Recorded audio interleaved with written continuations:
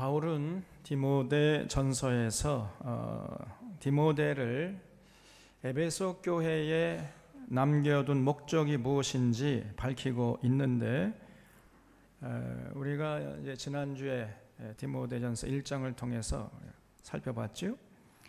그것은 다른 것이 아니고 에베소 교회를 섬기는 디모데에게 목회의 방향과 초점을 잃지 않도록 하기 위한 것이었어요. 그래서 교회를 이제 디모데가 이끌어 갈 때 반드시 집중해야 하는 것들에 대해서 여러 가지 지금 말씀하고 있는데, 이 장에서는 특별히 교회 안에 있는 그 남성과 여성이 해야 할 일들이 있다는 거예요. 그 해야 할 일들에 집중하도록 가르치라, 이렇게 지금 권면하고 있는 겁니다. 예나 지금이나 교회에는 남성과 여성이 있습니다. 남성은 남성으로서 할 일이 있는 것이고, 여성은 여성으로서 할 일이 있는 거지요. 오늘 디모데 전서 2장에서는 바울이 남성과 여성이 빠지기 쉬운 점을 지적하면서 올바른 신앙의 모습을 제시하고 있는 겁니다. 그래서 2장 1절부터 8절까지는 남성에 대한 것이고, 9절부터 15절까지는 여성에 관한 내용으로 되어 있습니다. 오늘 우리가 이런 바울의 가르침에 귀를 쫑긋 세워서 듣고 마음에 새기고 실천해야 하겠습니다. 1절 보겠습니다. 그러므로 내가 첫째로 권하노니 모든 사람을 위하여 간구와 기도와 도고와 감사를 하되, 그랬죠. 여기 첫째로 권한다는 것은 가장 우선적으로 권한다는 거예요. 우선순위 1등이 뭐냐?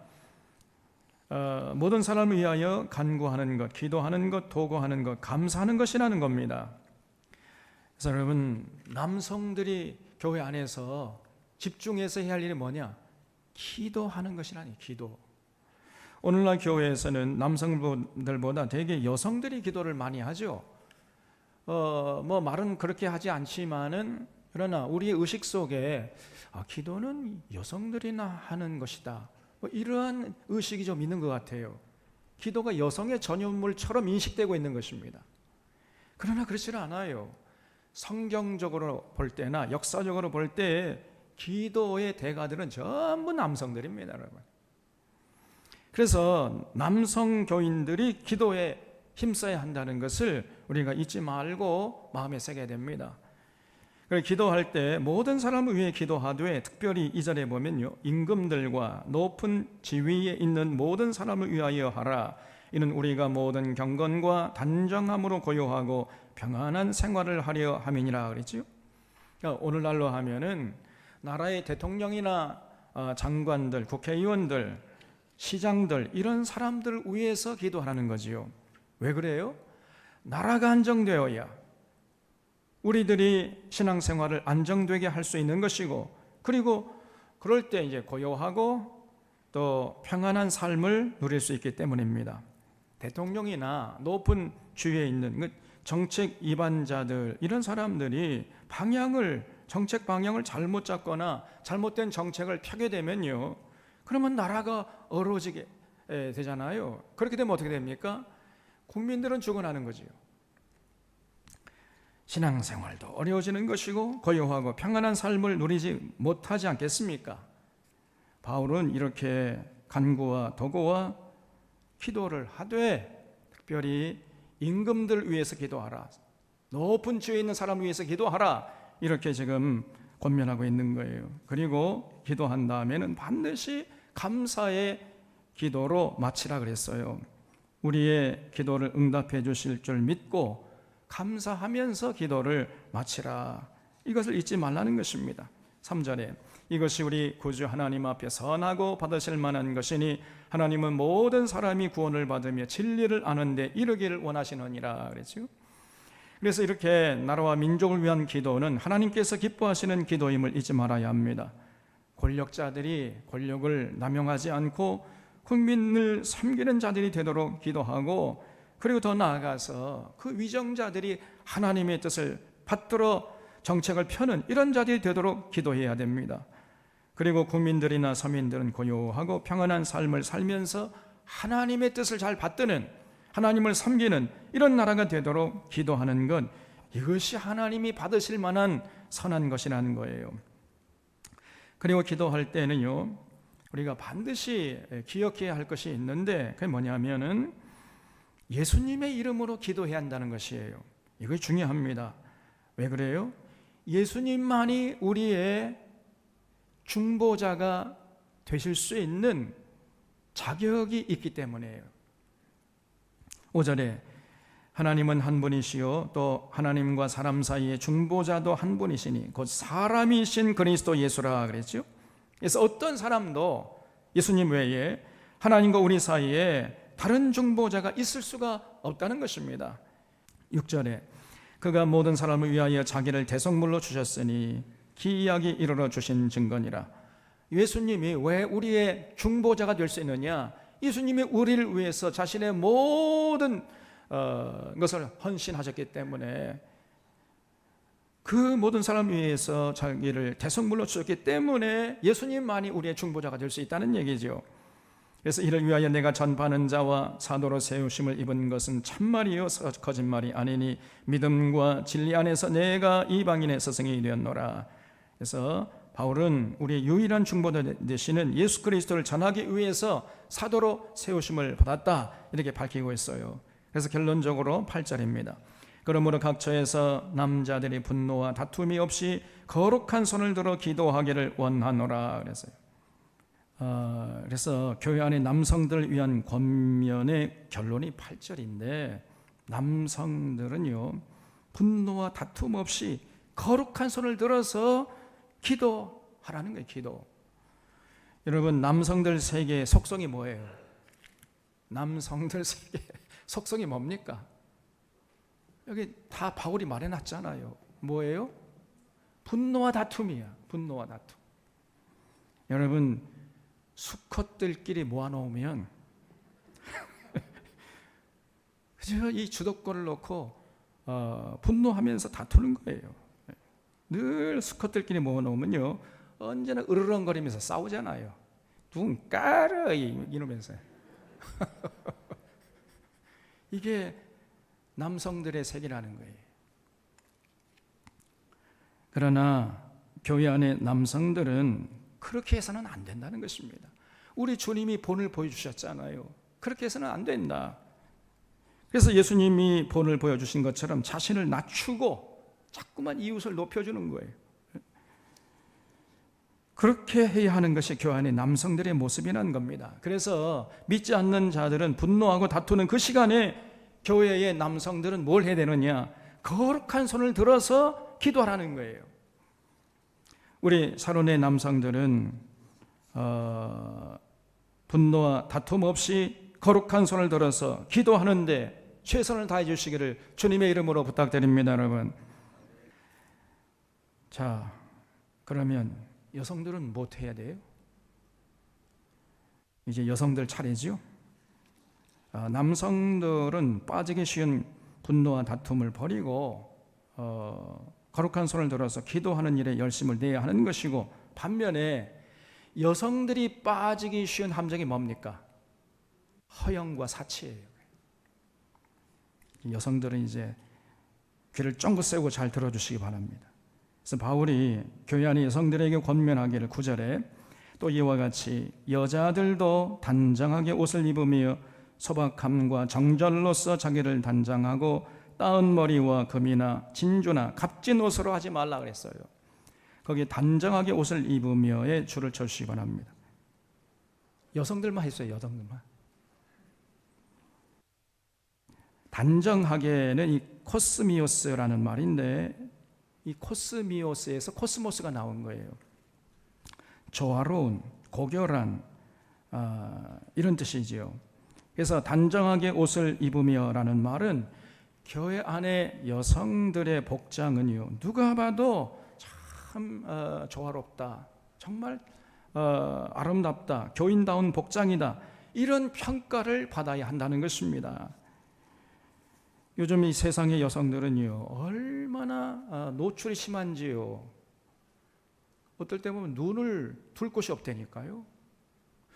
어이구, 저기 하늘을 쳐다봐야 할 때가 있어요. 너무나 민망합니다, 여러분. 교회 안의 여성들은 이런 세상의 풍속에 절대로 몸을 맡겨서는 안 된다는 거예요. 그리고 우리 자녀들에게도 옷을 단정하게 입도록 가르쳐야 돼요, 여러분. 단정하게, 조화롭게, 품위 있게 입도록 가르쳐야 되는 겁니다. 또 여성들은 소박함과 정절로서 자기를 단장하려고 해야지 따은 머리나 금이나 진주나 이런 값진 옷으로 하면 안 된다는 거지요. 그래서 교회 안의 여성들은요, 정말 사치를 경계해야 됩니다. 사치야말로 모든 죄악의 원천이기 때문이에요. 이사야 선지자 시대에 남유다가 그 풍전등화 가운데 있었잖아요. 아수르 군대가 지금 코앞에까지 쳐들어온 상황이, 모든 그 전국 방방곡곡이 아수르 군인들의 군합반이 짓밟히고 있었고 오직 예루살렘 성만 딸랑 남은 이런 상태였어요. 그럼에도 불구하고 이 예루살렘의 여성들이 사치를 멈추지 않았습니다. 전부 사치에 여념이 없었어요. 그래서 그런 사치하는 여성들의 모습을 이사야서 3장 16절 이하에서 기록하고 있는데, 여호와께서 또 말씀하시되 시온의 딸들이 교만하여 느린 목 정을 통하는 눈으로 다니며 아기작거리어 걸으며 발로는 쟁쟁한 소리를 낸다 하시도다. 그러므로 주께서 시온의 딸들의 정수리에 딱지가 생기게 하시며 여호와께서 그들의 하체가 드러나게 하시리라. 주께서 그날에 그들이 장식한 발목걸이와 머리의 망사와 반달 장식과 귀고리와 팔목걸이와 얼굴 가리개와 화관과 발목사슬과 띠와 향합과 호신부와 반지와 코걸이까지 하고 다녔습니다. 예복과 겉옷과 목도리와 손주머니와 손거울과 세마포 옷과 머리수건과 너울, 이렇게 치장하고 다녔다는 거예요. 근데 그때의 썩은 냄새가 향기를 대신하고 노끈이 띠를 대신하고, 이 노끈이라는 거는 보통 노끈이 아니고 포승줄이에요. 이 아수르 군대에 그 사치하던 예루살렘 여성들 전부 포로로 잡혀가게 하시겠다는 거예요, 하나님께서.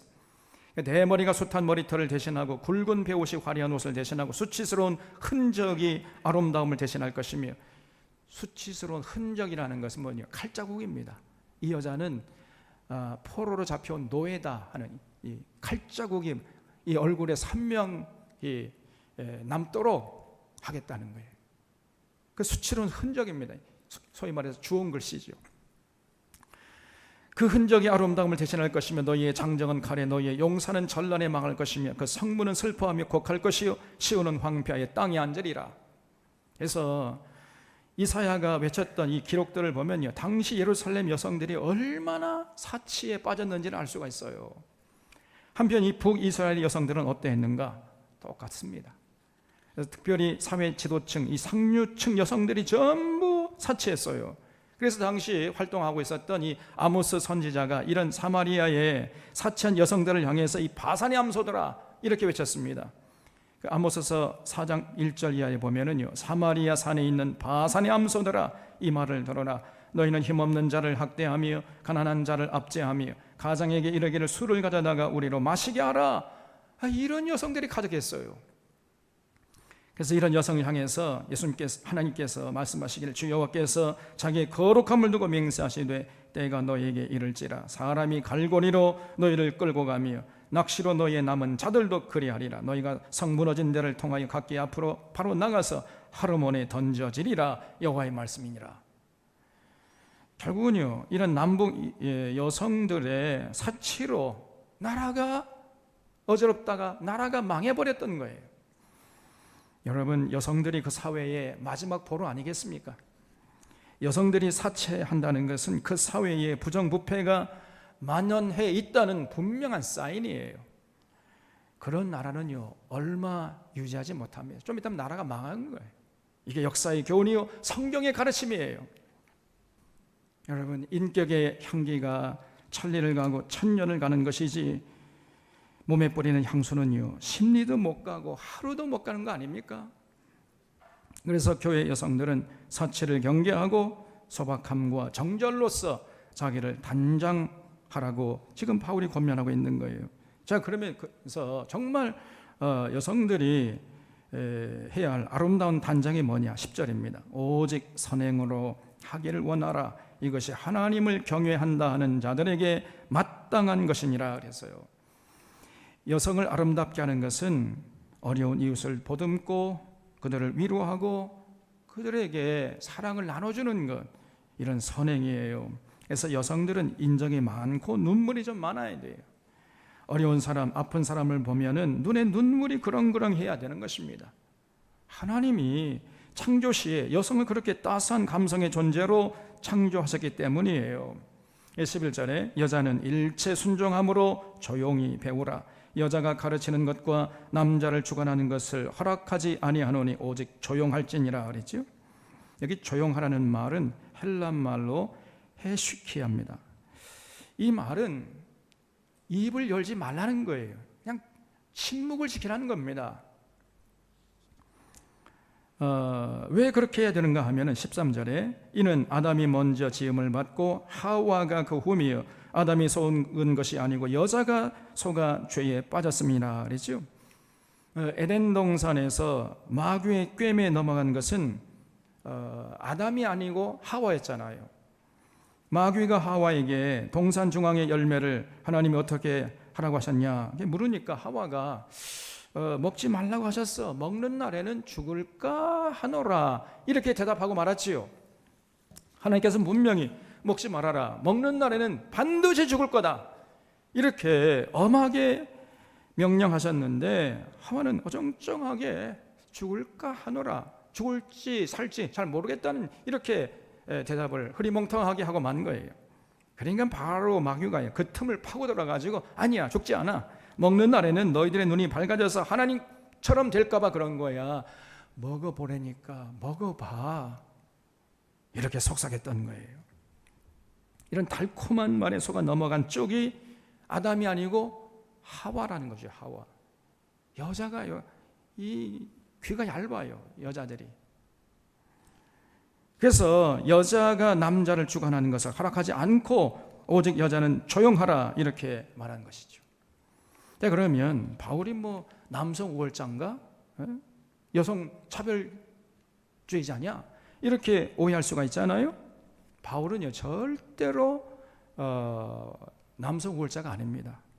고린도전서 11장 11절에 보면 바울이 말하기를 그러나 주 안에는 남자 없이 여자만 있지 않고 여자 없이 남자만 있지 아니하니라. 이는 여자가 남자에게서 난 것 같이 남자도 여자로 말미암아 났음이라. 그리고 모든 것은 하나님에게서 났느니라. 이렇게 말하고 있거든요.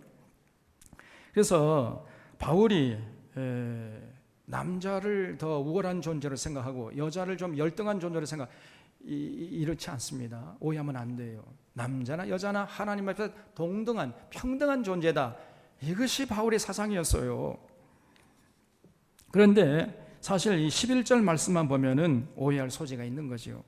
여자가 가르치는 것과 남자를 주관하는 것을 허락지 않는다. 오직 여자는 조용하라. 이런 말을 들으면은 야, 저 바울이 뭐 남성 우월자인가 이렇게 오해할 수가 있는데 전혀 그렇지 않습니다. 지금 바울이 남성이 여성보다 우월하다는 것을 말하려는 것이 아니고 여성이 집중해야 할 일이 따로 있다는 걸 지금 말하고 있는 거예요. 이걸 놓치지 말아야 됩니다. 그게 뭐예요? 15절에 그러나 여자들이 만일 정숙함으로 믿음과 사랑과 거룩함이 거하면 그 해산함으로 구원을 얻으리라 그랬어요. 이제 이 번역이 이게 무슨 말인지 잘 이해가 안 돼요. 그럴 경우는 다른 번역본을 찾아보면 된다 그랬죠? 공동 번역을 보면 이렇게 되어 있습니다. 그러나 여자가 자녀를 낳아 기르면서 믿음과 사랑과 순결로서 단정한 생활을 계속하면 구원받을 것이다. 이렇게 되어 있습니다. 그러니까 가정에서 자녀를 잉태하고 출산하고 양육하는 일이 여성이 해야 할 가장 중요한 일이기 때문에 여기에 관심을 가지고 거기에 최선을 다하라는 거예요. 그런 여성은 하나님의 뜻을 행하는 구원받은 여성이라는 것입니다, 여러분. 인류 역사를 돌아보면 오랜 세월 동안 여성의 인권이 무시되어 온 것이 사실이죠. 남성 중심의 문화 속에서 여성들은 소외되고 남성의 소유물 정도로 대접받아 왔잖아요. 그게 사실이에요. 특별히 우리나라는 유교가 조선시대에 그 국가 종교였기 때문에 특별히 여성들이 참으로 인권을 무시당하고 제대로 된 대접을 받지 못했습니다. 그러나 그건 정말 하나님의 뜻이 아니에요. 남녀 평등이 하나님의 뜻입니다. 그래서 오늘 이 시대는 수많은 선각자들의 헌신으로 이제 어느 정도 남녀 평등이 실현되고 있어요. 아직도 그렇지 못한 부분이 많이 남아 있긴 하지만은 과거에 비하면 그래도 오늘날에는 조금 남녀 평등이 실현되고 있다고 볼 수 있을 것입니다. 그런데 오늘날 남녀 평등을 주장하는 사람들의 운동성이 이제 방향이 잘못되고 도를 넘고 있습니다. 오늘날 남녀 평등을 주장하는 사람들은 남성과 여성의 차이를 인정하지 않으려고 그래요. 남성은 남성의 영역과 역할이 있는 것이고 여성은 여성의 영역과 여성의 역할이 있음을 인정해야 되는데 그걸 인정하지 않습니다. 진정한 평등은요, 남성과 여성의 영역이 있음을 인정하면서 그 영역과 역할의 가치가 동등한 쪽으로 그렇게 가야 되는 것이거든요. 여성도 남성들이 하는 육체적으로 힘든 일을 할 수 있고 남성들도 여성이 하는 섬세한 일도 할 수 있다. 이런 식으로 평등을 주장하는 것은 그 방향성이 잘못됐다는 것입니다. 남자는 남성성에 충실하고 여자는 여성성에 충실한 쪽으로 왜 평등이어야 돼요? 원래 하나님이 남자와 여자를 창조하실 때 남자는 힘든 일을 하도록 근육질로 창조하신 것이고 여자는 생명을 잉태하고 출산하고 양육하도록 부드럽게 섬세하게 창조하셨습니다. 이것이 하나님의 창조 질서예요. 아무리 세월이 흘러도 이 창조 질서는 절대로 깨지거나 변하는 법이 없습니다. 그래서 여러분, 아무리 세월이 흘러도 남자가 생명을 잉태할 수가 없는 것이고 출산할 수 없잖아요. 그건 여성이 해야 할 일입니다. 양육도 남자가 할 수 없어요. 남자가 젖을 줄 수가 없잖아요. 이것은 여성들의 몫인 것입니다. 제가 고리타분한 보수적인 사람이기 때문에 하는 말이 아니고 하나님의 세우신 창조 질서를 지금 말하는 거예요. 남성은 자신의 힘과 재능을 잘 발휘해서 가족을 먹여 살려야 하는 것이고, 그리고 그 대신에 여성은 몸을 정숙하게 해서 생명을 잉태하고 출산하고 양육하는 그 일에 관심을 가지고 최선을 다해야 하는 것이죠. 이것이 여성으로서 해야 할 기본적인 일이라는 거지요. 이걸 다 한 다음에 좀 여유가 있으면 이것도 하고 저것도 하고 다른 것도 할 수가 있겠습니다만은 가장 중요한 거 하지 않고 이거 하고 저거 하겠다 그러면 이거는 안 된다는 거지요. 그래서 밖에서 남성이 하는 일은 귀하고 집안에서 여성이 하는 일은 천하다, 이런 생각은요 우리 기독교 사상이 아닙니다. 그거는 유교적인 사상이에요. 그래서 빨리 그걸 내려놓아야 돼. 밖에서 남성들이 하는 일이나 집에서 여성들이 하는 일이나 다 똑같이 귀하고 가치 있는 것이에요. 다 동등한 것입니다. 이것이 진정한 평등이에요.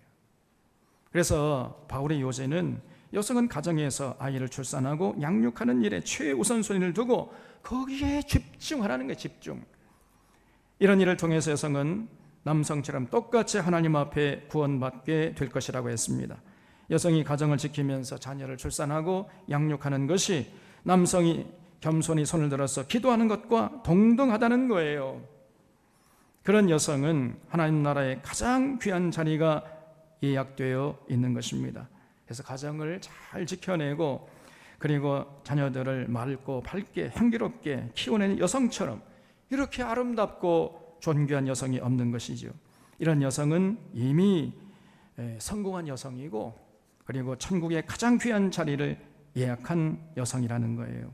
오늘 우리 사랑하는 사론의 남성과 여성들이 오늘 이 바울의 권면을 마음에 새기고 실천해서 하나님께 영광 돌리는 복된 삶이 될 수 있기를 바랍니다. 기도하겠습니다.